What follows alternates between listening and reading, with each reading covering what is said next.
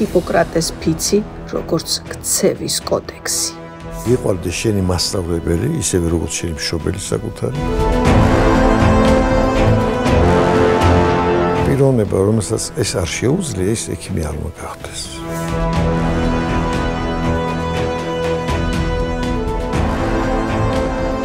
ზნეობრივი პროფესია არის ექიმობა.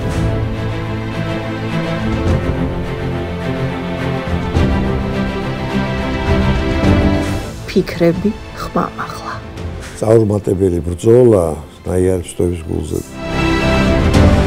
ჩვენთვის არ არის ავადმყოფი, ჩვენ ვართ ავადმყოფებისთვის.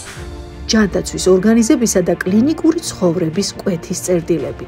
ანუ როცა გამოცდილი კლინიცისტი ჯანდაცვის გამოცდილი ორგანიზატორის სტუმარია. არსად არ არის ზნეობა წინაპლაზე, რეგულაციას დამორჩილება ადამიანის ქცევა. ზნეობა არის მთავარი. აი უნდა იყოს ზნეობრივი ყველა მიმართულებით. ექიმობა ძალიან დაფასებული შრომაა.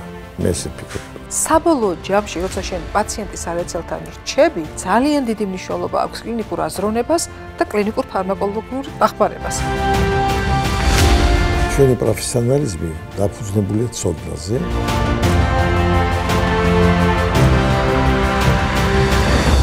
ძალიან სტრესებით სავსეა ჩვენი ცხოვრება. გასვლა სწორი დიაგნოზი. ეს ძალიან რთულია. დიაგნოზიდან მკურნალობამდე მისცე დასიგნა. როგორ უნდა მიიღოს პაციენტმა 15 წამალი დღეში? 10 წამალი არ შეიძლება სარგებელი იყოს პაციენტისთვის. ეს საქართველოში მოდაში 2 ანტიბიოტიკის ერთად დანიშნა. ჩვენ ვისწავლეთ და დავტოვეთ ინსტიტუტში ეს ცოდნა. დანიშნულებას ვაზრებ და ვაწყნარებ, ვეუბნებით თქვენ არ იდერგულოთ. კიდე 2 თვე უნდა დაახლოებით. სერიოზულად და ნახევრად ხუმრობითაც ვარიაციები თემაზე ექიმობა. ნახეთ, პროფესორი ვახტანგ ქაცარავა სტუმრად ფერიკო ბაზიართან. მონაგარი ტელეკომპანია პულსის საღამოს ეთერში.